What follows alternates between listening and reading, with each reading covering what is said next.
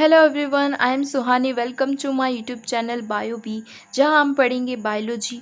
और आज हम पढ़ने वाले हैं क्लास 11th का चैप्टर जिसका नेम है लोकोमोशन एंड मोमेंट। इस चैप्टर को स्टार्ट करने से पहले हम देख लेते हैं इस चैप्टर में हमें कितने टॉपिक्स दिए हुए हैं।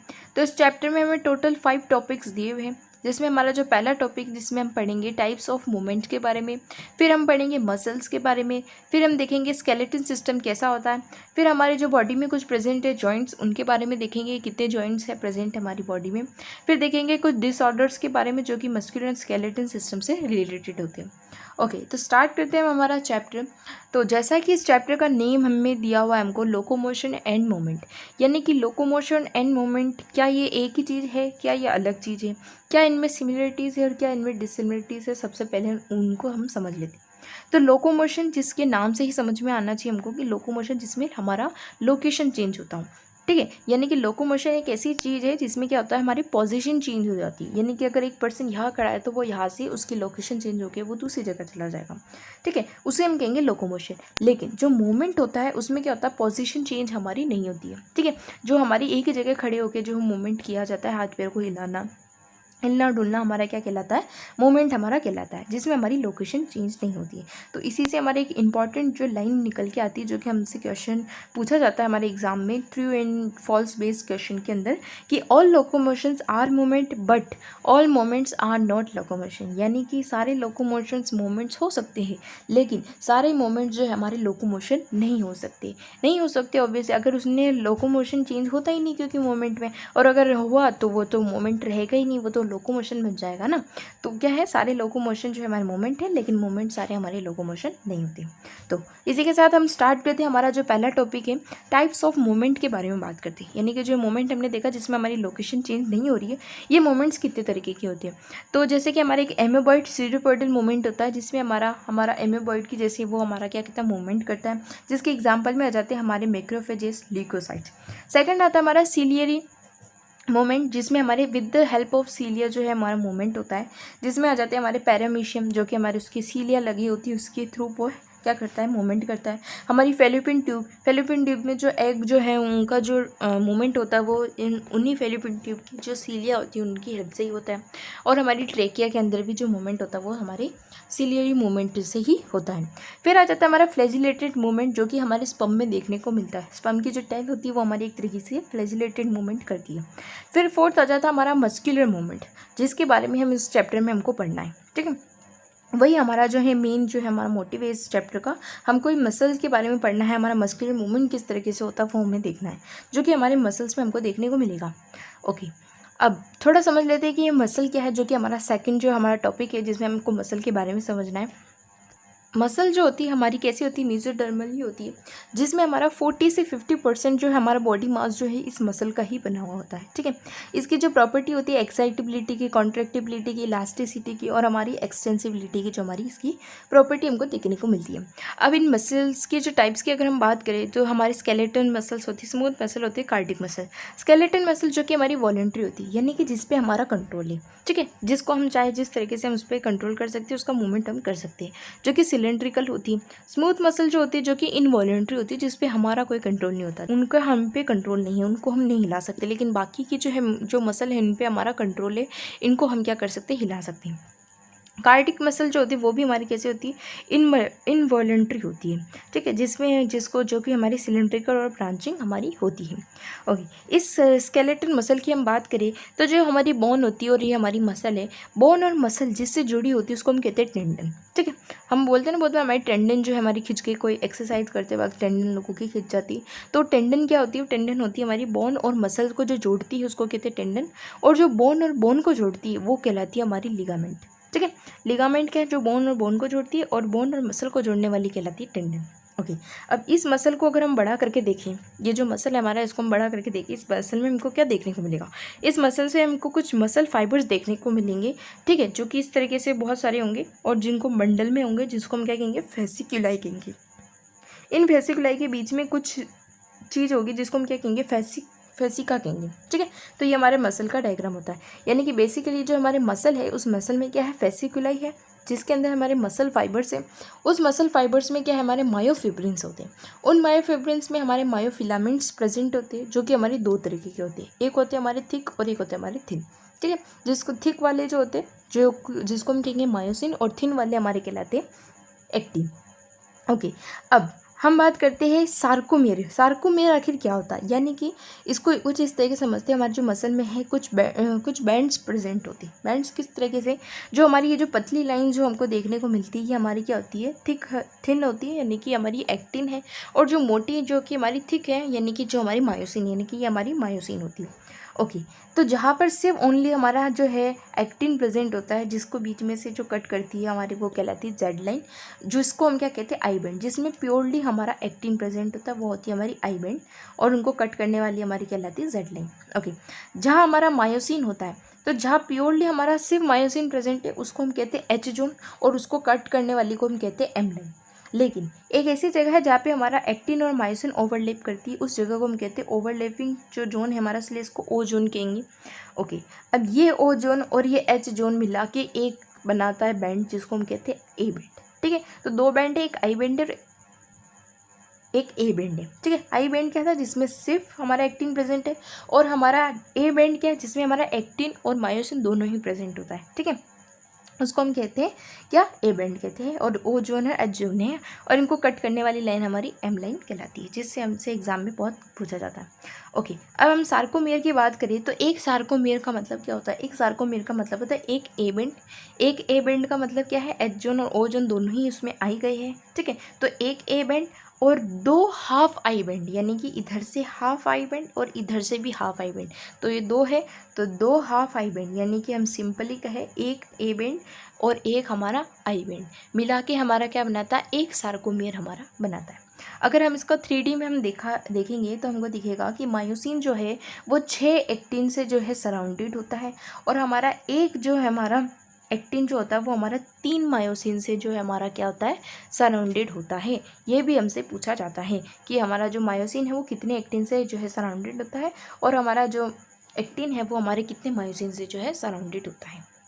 तो ये हमारा मायोसिन, जो कि हमारा थिक फिलामेंट होता है, जिसमें भी हमारे लाइट मायोसिन होते हैं हमारे, और एक हैवी मायोसिन होती है। ठीक है, जो लाइट होते हैं वो हमारी टेल होती है, वो उसको हम कहते हैं लाइट वाले, और जो हैवी वाले होते हैं, जो उसका हेड होता है, उसको हम कहते हैं हैवी मायोसिन कहते हैं। इसके अंदर एटीपी बाइंडिंग साइट हमको देखने को मिलता है। थिन फिलामेंट जो होते हैं वो हमारे एक्टिन होते हैं, ट्रोपोनिन होते हैं, और हमारे ट्रोपोमाइसिन हमारे देखने को मिलते हैं। इसके बाद हमको ध्यान रखना है कि जो मसल कॉन्ट्रैक्शन, यानी कि मसल कॉन्ट्रैक्शन किस तरीके से होता है, अब हमें वो समझना है। ठीक है, तो उसके लिए हमको एनसीईआरटी से इसको देखना पड़ेगा एक बार। तो ये हमारे को एनसीईआरटी से इसका मैकेनिज्म हमको समझना पड़ेगा। क्या लिखा है कि mechanism of muscle contraction is best explain by the sliding filament theory which state, जो कि बताती है क्या, that contraction of muscle fibre take place by the sliding of a thin filament over the thick filament. यानी कि ये best explain की गई किस, कौन सी थ्योरी से, स्लाइडिंग फिलामेंट थ्योरी से ये एक्सप्लेन की गई है। जिसमें क्या होता है, सिंपली अगर हम बोला जाए कि जो हमारी थिन फिलामेंट होती है, यानी कि जो हमारी एक्टिन होती है, वो हमारी क्या करती है, मायोसिन जो होती है उस पर क्या करती है, ओवरलैप करके स्लाइडिंग उनकी होती है। ठीक है, वही हमारा क्या कहलाता है, उसी से हमारा जो मसल कॉन्ट्रैक्शन होता है। इसको हम अंदर से देखते हैं कि अंदर से किस तरीके से वर्क करती है। तो muscle contraction is initiate bye, जो कि इनिशिएट होती है किस तरीके से, signal send by the central nervous system. ठीक है, सबसे पहले तो हमारे सेंट्रल नर्वस सिस्टम से सिग्नल भेजे जाएंगे, किसके थ्रू, वाया मोटर न्यूरॉन्स के थ्रू जो है ये सिग्नल्स भेजे जाएंगे।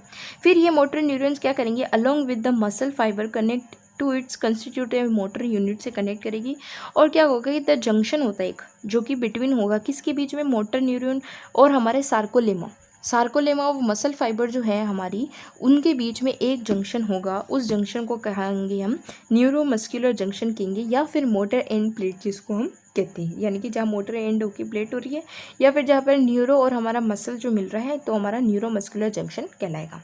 ओके, अब जो न्यूरल सिग्नल जो कि जैसे पहुँचेंगे इस जंक्शन के बाद, तो वो क्या रिलीज़ कर देंगे, न्यूरो ट्रांसमीटर रिलीज़ कर देंगे। जैसे उस जंक्शन के वहाँ तक सिग्नल पहुँचे, वह हमारा क्या हो जाएगा, न्यूरो ट्रांसमीटर रिलीज़ हो जाएगा, जिसको हम एसिटाइलकोलिन जिसको हम कहते हैं। वो क्या करेगा कि which generates an action potential in sarcolemma में क्या करेगा, एक्शन पोटेंशियल जनरेट कर देगा।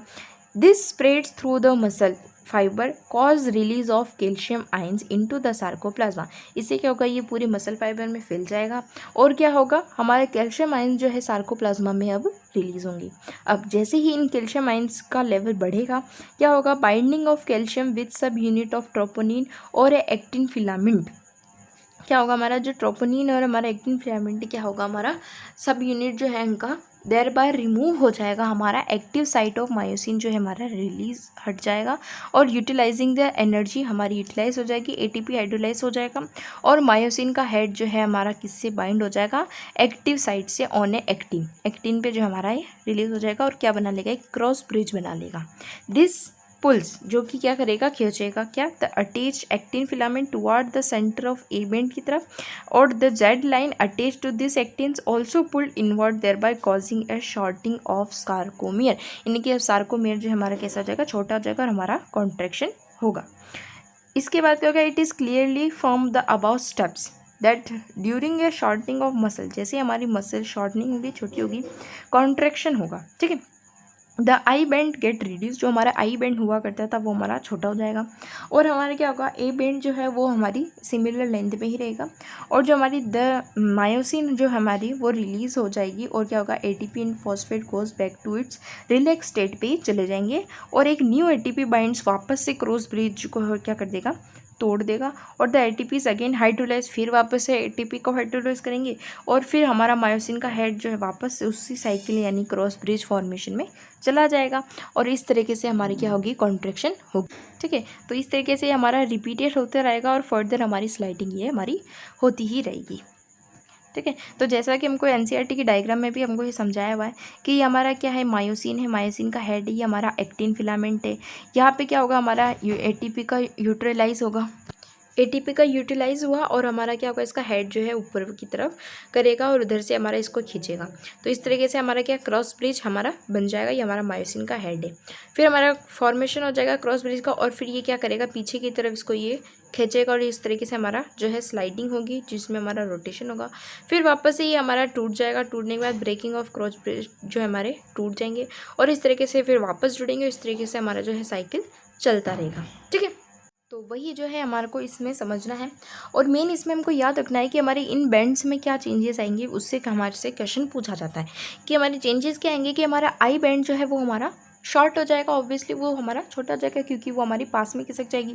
ए बैंड जो होगा वो हमारा अनचेंज रहेगा, यानी कि उसमें कोई फ़र्क नहीं होगा क्योंकि ए बैंड क्या होता है, जिसमें हमारा जो हमारा मायोसिन भी आता है और हमारा जो है ओवरलैपिंग फेज भी आता है, तो वो हमारा अनचेंज रहेगा। जेड लाइन जो होगी वो हमारी मूव हो जाएगी, एम लाइन जो है वो तो हमारी ख़त्म ही हो जाएगी क्योंकि सब ओवरलैप हो जाएगा तो सिर्फ मायोसिन वाला कुछ जोन बचेगा ही नहीं।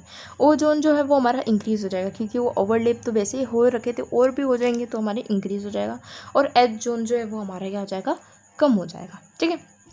ओके तो हमारी जो सार्कोमेयर की लेंथ है वो हमारी शॉर्टर हो जाएगी, लेंथ ऑफ एक्टिन मायोसिन जो है इनमें कोई चेंज देखने को नहीं मिलेगा। तो हमने जो ये मसल के बारे में पढ़ी, ये मसल भी होती है ना हमारी दो तरीके की होती है, रेड मसल होती है, एक वाइट मसल होती है। यानी कि मसल में हमको एक पिगमेंट देखने को मिलता है जिसको हम कहते हैं मायोग्लोबिन कहते हैं, ठीक है। उस मायोग्लोबिन की वजह से जो है कलर जो है मसल का जो रेड कलर आता है। अगर मायोग्लोबिन ज़्यादा होंगे तो हमारा वो रेड मसल कहलाएगी और अगर वो कम है तो वो हमारा वाइट मसल कहलाती है। रेड मसल और वाइट मसल में क्या डिफरेंस है वो देख लेते हैं हम, ठीक है। सबसे पहले तो हमारा कलर का जो डिफरेंस होता ही है, उसके बाद आता है कि हमारे माइटोकॉन्ड्रिया रेड मसल्स पे हमको देखने को ज़्यादा मिलेंगे, ठीक है। यानी ये बेसिकली ये हमारा कि रेड मसल के अंदर क्या होता है, हमारा ऑक्सीजन का जो स्टोरेज होता है वो हमारा ज़्यादा होता है, ठीक है। उस वजह से क्या होता है कि ये ज़्यादा हमारा एटीपी का प्रोडक्शन कर सकती है, ठीक है। तो इसलिए यहाँ पर क्या जो होंगे हमारे माइटोकॉन्ड्रिया जो है रेड मसल्स में हमको ज़्यादा देखने को मिलेंगे और वाइट मसल में माइटोकॉन्ड्रिया जो हमको कम देखने को मिलेंगे। यानी कि वहाँ पर जो है ऑक्सीजन जो है हमारी कम स्टोर होती है और वहाँ पे एटीपी का प्रोडक्शन कम होता है, इसलिए वहाँ माइटोकॉन्ड्रिया भी हमारे कम है। ओके एसआर की बात करें तो हमारे क्या होते हैं, यहाँ पे लेस होते हैं रेड मसल में और हमारे वाइट मसल में जो है मैक्सिमम होते हैं। यहाँ पे क्या होता है, एरोबिक रेस्पिरेशन होता है। ऑब्वियसली ऑक्सीजन की सप्लाई ज़्यादा हो रही तो एरोबिक रेस्पिरेशन होगा या एनएरोबिक होगा, इसमें लैक्टिक एसिड कम बनेगा और इसमें लैक्टिक एसिड जो है ज़्यादा बनेगा। ये स्टार्ट होगी किस तरीके से, स्लो टू स्टार्ट, यानी कि धीरे धीरे से स्टार्ट होगी। और ये क्या होगी, white muscle fast to start होगी, फास्ट ही हमारी कैसे हो जाएगी, रिलैक्स हो जाएगी। ओके, लेकिन रेड मसल में क्या क्या, but prolong contraction, no lactic acid accumulation फिर नहीं होगा, धीरे धीरे कम हो जाएगा, लेकिन इसमें लैक्टिक एसिड का एक्यूमुलेशन हमको देखने को मिलेगा। रेड मसल की बात करें, इसके एग्जांपल में जाते हैं हमारी बैक मसल, जो है हमारी पीठ में जो हमको मसल देखने को मिलती है वो हमारी रेडिश होती है बहुत ना, रेड रेड उनका कलर होता है। और हमारी आई लीड की अगर हम बात करें, अपनी आँखों में जब अपनी आँखों की पलकें देखी होगी तो उसके बीच उनके जो जिस पे वो आई लीड्स होती है हमारी, मतलब जिस पे हमारी पलकें होती है ना, वो हमारी कैसी होती है, वाइट होती है, ठीक है, उसको हम कहते हैं आई लीड, जो कि मेरी वाइट मसल की बनी हुई होती है। ओके, तो इसी के साथ हमारे दो जो है हमारे टॉपिक कंप्लीट हो चुके हैं। थर्ड टॉपिक में आ जाते हैं हमारा, जो कि हमारा स्केलेटन सिस्टम, ठीक है। अब हमारे स्केलेटन सिस्टम को समझते हैं। मसल के बारे में हम समझ लिया क्या है, किस तरीके से कॉन्ट्रैक्शन करता है, कितने तरीके की टाइप्स होते हैं उनमें, ठीक है। इसके बाद है हमारा स्केलेटन सिस्टम, जिसमें दो तरीके के सिस्टम आते हैं, एक होता है एक्सोस्केलेटन, एक होता है एंडोस्केलेटन। एक्सोस्केलेटन जो कि जिसमें हमारी स्किन आती है, यानी कि बाहर वाली जो सिस्टम है हमारा, पूरी स्किन जिसमें आती है, और एंडोस्केलेटन जिसमें हमारी बोन्स और हमारे कार्टिलेजेस आते हैं, ठीक है। बोन और कार्टिलेजेस में क्या डिफरेंस होता है, बोन हमारी हार्ड होती है, कार्टिलेजेस हमारी एकदम सॉफ्ट सॉफ्ट होती है, ठीक है। तो अब हमारा स्केलेटन सिस्टम हमको ये चिंटू है इसको समझाएगा, जो कि आज बहुत ही उदास है, ठीक है। जिसमें क्या है हमारा, जिसमें हमारा हेड है, ठीक है, इसका ये गला है और इसके प्यारे से दो हाथ है और इसकी जो पूरी बॉडी है, ठीक है। तो इसकी जो सर और हमारी जो इसकी बॉडी मिला के हमारी एक्सेल सिस्टम बनाती है, और इसके जो दो प्यारे प्यारे से हाथ है और जो नन्हे नन्हे से जो पैर है इसके, ये हमारा क्या बनाती है, हमारा एपेंडिकुलर स्केलेटन बनाती है, ठीक है। तो हमारी बॉडी को हमने दो तरीके से बांट दिया, एक एक्सेल स्केलेटन में, एक बांट दिया हमने एपेंडिकुलर स्केलेटन में, हमने बांट दिया। तो हमारी टोटल हमारी जो बॉडी में कितनी हड्डियाँ होती है, 206 हड्डियाँ होती है, लेकिन 206 हमारी सिर्फ एडल्ट में ही होती है। लेकिन हमको जो इन्फेंट जो होते हैं हमारे, यानी कि जो नए नए बच्चे पैदा होते हैं ना, उनमें 213 हड्डियाँ होती है। उनमें कुछ हड्डियाँ जो है एक्स्ट्रा होती है, इसलिए वो कभी भी गिर विर जाते हैं ना, तो उनको थोड़ी कम लगती है। तो हमारा देखते हैं हम स्केलेटन सिस्टम, जो कि हमारे कितनी हड्डियों का है, 206 हड्डियाँ। और आज हम उन 206 हड्डियों के बारे में पढ़ेंगे, उनका नाम भी हम याद कर लेंगे, ठीक है। तो स्केलेटन में हमारा एक्सेल एपेंडिकुलर है। तो हम एक्सेल की बात करें तो एक्सेल में हमारी कितनी बोन्स आती है, एक्सेल में हमारी टोटल 80 बोन्स आती है, और हमारी एपेंडिकुलर में 126 बोन जो हमको देखने को मिलती है। तो इस दोनों को मिला के हमारी 206 हड्डियाँ हो जाती है, और आज इन 206 हड्डियों के नाम ही हम क्या कर लेंगे, लर्न कर लेंगे। ओके, तो इन 80 हड्डियों की बात करें तो इस 80 हड्डियों को हम किस तरीके से याद करेंगे, कि जो हमारा स्कल है, ठीक है, यानी कि जो हमारी खोपड़ी है, उस खोपड़ी में क्या होता है, दो तरीके की उसको डिवाइड किया है। एक तो हमारा फेशियल जिसमें हमारा चांद सा मुखड़ा आ जाता है, और हमारा क्रेनियम जिसमें हमारी सड़ी सी खोपड़ी आ जाती है, ठीक है। उस खोपड़ी में जैसे कि कुछ है नहीं, लेकिन उसमें हमारी हड्डियाँ हैं, उन हड्डियों के बारे में तो ज़रूर हमको पढ़ना है। तो हमारी क्रेनियम जो होती है उसमें 8 हड्डियाँ हमको देखने को मिलती है, और फेशियल जो होती है जिसमें हमको 14 हड्डियाँ देखने को मिलती है, ठीक है। अब वो क्रेनियम में कौन सी वो हड्डियाँ हैं वो हम आगे पढ़ेंगे, और फेशियल में कौन सी हड्डियाँ वो हम आगे पढ़ेंगे। फिलहाल क्या हमको अब देखना है कि एक्सेल में टोटल कितनी है। फिर आती है हमारी एयर ओसिकल, जिसमें हमारी 6 हड्डियाँ होती है, यानी कि 3 इस कान में 3 इस कान में। ओके, फिर आती है हमारी हाईओड, जो कि एक ही होती है, स्टर्नम जो कि एक ही होती है, रिब्स जिसमें हमारी 24 हड्डियाँ होती है, जो कि पेयर्स में होती है, 12 पेयर की होती है, तो टोटल 24 हो जाएगी। फिर आ जाती है हमारी वर्टिब्रेट, जो कि 26 होती है। तो इन सबको मिला के हमारी कितनी हो जाती है, 80 हड्डियाँ हो जाती है, ठीक है। यही अगर अपन एपेंडिकुलर में बात करें, जो कि 126 हड्डियाँ है, जिसमें दो तरीके से बांटा गया है इसको, ग्रिडल्स में और लिम्स में। ग्रिडल्स की बात करें जिसमें पेक्टोरल आता है, जिसमें हमारी 4 आ जाती है, और पेल्विक जिसमें हमारी 2 हो जाती है, ठीक है। पेक्टोरल जहाँ हमारे कंधे के यहाँ से जो होती है हमारी, उसको हमारी कहती है पेक्टोरल होती है, और पेल्विक जो हमारे पेल्विक रीजन में होती है 2 हड्डियाँ। लिम्स की बात करें हमारी 4 लिम्स और हिंड लिम्स, यानी कि 2 सुंदर से हाथ और 2 छोटे छोटे से हमारे पैर जो थे, ठीक है, वो उनमें हम एक हाथ में 30, एक हाथ में 30, एक पैर में 30, एक पैर में 30, तो सब मिला के हमारे 120 हो जाती है, और 120 और ये सारी मिला के हमारी 126 हो जाती है, और 126 और 80 मिला के हमारी कितनी हो जाती है, 206 हड्डियाँ हो जाती है। अब एक एक करके हम इन क्रेनियम, फेशियल, एयर ओसिकल्स, हाइड्रोसिन्स के बारे में देखते हैं कि ये कहाँ पर होती है और कितनी होती है। इनमें भी दिए ना 8, 14, 6, तो ये इनमें कौन कौन सी होती है उनको भी देखते हैं।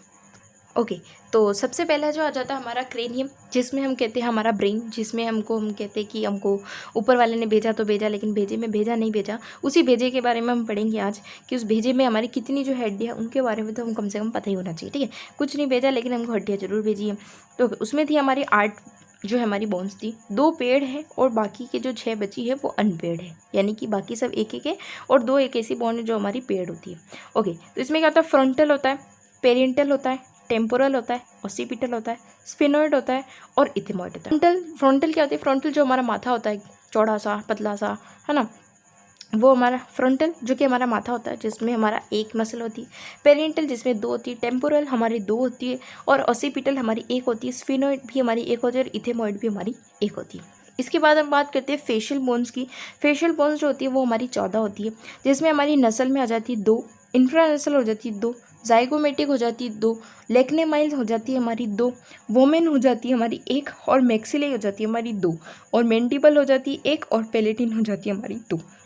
इनमें से जो मेंडिबल होती है यानी कि जो हमारे जबड़ा जो होता है हमारा, वही हमारा कैसा होता है, मूवेबल बोन होती है इन सब से मिला के। ठीक है, तो नस्ल 2, इंफ्रा नस्ल 2, जाइगोमेटिक 2, लाइकोमाइल्स 2, वोमेन 1, मैक्सिलाई 2, मेंडिबल 1 और पेलेटिन हमारा 2। ठीक है, तो इसको धीरे धीरे आप जितनी बार इनको रट रट के याद करोगे तो आपको नहीं ये याद हो जाएगा। उसके बाद आती है हमारी हाइट बोन, जो कि हमारी एक सिंगल बोन प्रेजेंट होती है हमारी बॉडी में। फिर आ जाती है हमारी वर्टिब्रा, जिसमें हमारे सर्विकल होती है जो कि 7 होती है, थोरेक्स जो कि 12 होती है, ल्यूम्बर जो कि 5 होती है और सैक्रल जो कि 1 होती है और कोसियक जो हमारी 1 होती है, जिसको हम टेलबोन कहते हैं, जो कि हमारा एक वेस्टिजियल ऑर्गन जो कि हमको पूर्वजों में देखने को मिलता था। उसके बाद हम वेंट्रल की बात करें तो उसमें आ जाती है हमारी स्टर्नम, जो कि हमारी जिसको हम ड्रैगन फ्लैट बोन जिसको हम कहते हैं, जिसमें हमारी 7 जो होते हैं हमारी डायरेक्ट अटैच होती है।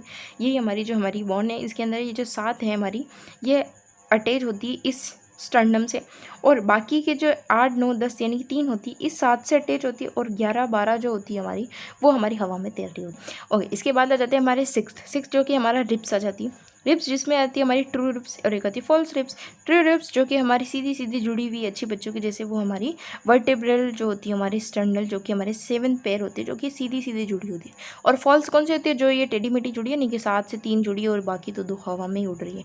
ठीक है, तो वो हो जाती है हमारी कौन सी, फॉल्स रिब्स जो हमारी हो जाती है। बाकी के जो 2 होती है ना वो काम की चीज़ होती है, ये क्या करती है हमारी किडनी को प्रोटेक्ट करती है। ठीक है, और जो 13 पेड़ जो हमको किस में देखने को मिलेंगे, गोरिल्ला की जब रिब को हम फाड़ के देखेंगे ना तब हमको 13 जो रिब देखने को मिलेंगे, लेकिन चूंकि हम इंसान हैं तो हमारे में 12 ही जो पैर होते हैं, यानी कि टोटल 24 होती है हमारी हड्डियाँ। फिर नेक्स्ट हम बात करते हैं हमारे एपेंडिकुलर सिस्टम की, जिसमें हमारा ग्रेडल हमने देखा, जिसमें हमारी शोल्डर में 4 होती है हमारी, जिसमें हमारी स्केपुला और हमारा कैल्विक जिसको हम ब्यूटी बोन भी कहते हैं। ठीक है, तो जो हमारी हड्डी जो निकल रही होती है जिसको हम क्या कहते हैं, हम सीधी भाषा में कहें जो हमको कुपोषित दिखाई देते हैं लोग, उन कुपोषित लोगों में हमको एक बोन जो है हमको बहुत ही ज़्यादा दिखाई देती है, जिसको हम कहते हैं कैल्विक बोन, जिसको हम ब्यूटी बोन कहते हैं, पता नहीं क्यों, है ना। स्केपुला जो होती है वो हमारी 2 होती है, स्केपुला कुछ इस तरीके से दिखती है हमारी। इसकी बात करें हम पेल्विक ग्रिडल की, तो पेल्विक ग्रिडल जो कि हमारी हिप ग्रिडल होती है जो कि 2 होती है हमारी, 2 हिप बोन्स होती है जो कि फ्यूज़न होता है, जिसमें इलियम इशियम प्यूबिस का जो है हमारा क्या होता है, फ्यूज़न होता है, इलियम 2 इशियम 2 और प्यूबिस हमारी 2 होती है। ओके, इसके बाद हम लिम्स की बात करते हैं जो कि हमारी 120 होती है, जिसमें हमारी 4 लिम्स और हिंड लिम्स आते हैं। 4 लिम्स कौन सी होती है हमारी, 4 लिम्स जिसको हम हाथ की लिम्स कहते हैं, और हिंड लिम्स जो कि हमारी पैर की लिम्स होती है। 4 लिम्स में आ जाती है हमारी ह्यूमरस सबसे ऊपर जो होती है, फिर आती जो कि 1 होती है, रेडियस जो कि 1 होती है, अल्ना जो कि 1 होती है, कार्पल्स जो कि 8 होती है जो कि हमारी कलाई जिसको हम कहते हैं, और मेटाकार्पस जो कि हमारा जो पाम होता है ये हमारा, इसमें 5 होती है, और फेलेंजेस जिसमें हमारी 14 होती है, यानी कि जो हमारी फिंगर्स होती है उनमें, यानी कि इसमें 2, ये जो हमारा थंब है इसमें 2, बाकी इन सब में कितनी होती है हमारी, 3 होती है। ठीक है, तो इसमें 2, इसमें 3, इसमें 3, इसमें 3, इन सबको मिला के हमारी 14 जो है इस अंगुलियों में ही बॉन्ड प्रेजेंट है। फिर हमारी हथेली में हमारे 5 है, फिर हमारी कलाई में कितनी है हमारी, जो है 8 बोन्स हमारी प्रेजेंट होती है। तो ये सारी मिला के हमारी थीस हो जाती है, थीस होती है, और दूसरे हाथ में भी थीस होती है। ऐसे हमारे हिंड लिम्स जो होते हैं हमारे, उसके अंदर हमारी फीमर होती है, फिर हमारी पैटेला होती है जिसको हम क्या कहते हैं, की नेप्स होती है हमारे, जिसको हम कहते हैं ना कि हमारी जो घुटनों की जो हमारी कटोरी होती है ना, सिंपल उसको हम कहें तो वो हमारी, जिसको हम पैटेला कहते हैं। फिर हमारी टीबी और फिब्यूला आती है जो कि एक होती है। फिर हमारी टार्सल यानी कि जो हमारी जहाँ पे हम पायल पहनते हैं उसको हम कहते हैं टार्सल। फिर हमारा जो पंजा होता है, ठीक है, जिससे हम भारी भारी कदमों से ना चलते हैं, उसको हम कहते हैं मेटाटार्सल जो कि हमारी 5 होती है। और फेलेंजेस जो कि हमारी उंगलियाँ होती हैं जिनके नाखून हम कभी नहीं काटते, ठीक है, वो होती है हमारी फेलेंजेस जो कि हमारी 14 होती है। ठीक है, तो धीरे धीरे आपको जब जितनी बार इसको देखते रहोगे आपको ये धीरे धीरे लर्न हो जाएंगे नाम। ओके, इसी के साथ हमारा जो थर्ड जो टॉपिक था वो भी हमारा कंप्लीट होता है। अब आ जाते हैं हमारे फोर्थ टॉपिक पे, जो कि हमारा जॉइंट्स, यानी कि हमारी बॉडीज में कितने जॉइंट्स हैं उनके बारे में हम देखेंगे। तो हमारा फाइब्रस जॉइंट, कार्टिलेजियस जॉइंट और हमारा सिबोनॉइड जॉइंट जो होते हैं हमारे प्रेजेंट होते हैं। फाइब्रस जॉइंट जो कि हमारे स्कल और टूथ के अंदर देखने को मिलेगा। कार्टिलेजियस जॉइंट जिसमें हमारा हमको इनवर्टिब्रेट जो है उसमें देखने को मिलेगा, प्यूबिक में देखने को मिलेगा, और रिब्स और स्टर्नम के बीच में जो जॉइंट्स देखने को मिलेंगे। ठीक है, हमें यहाँ बात करनी है किसकी, हमें यहाँ बात करनी है साइनोवियल जो है जॉइंट्स, उनके बारे में बात करनी है। यानी कि बल एंड सॉकेट वाला जो जॉइंट हमको शोल्डर और हिप में देखने को मिलेगा।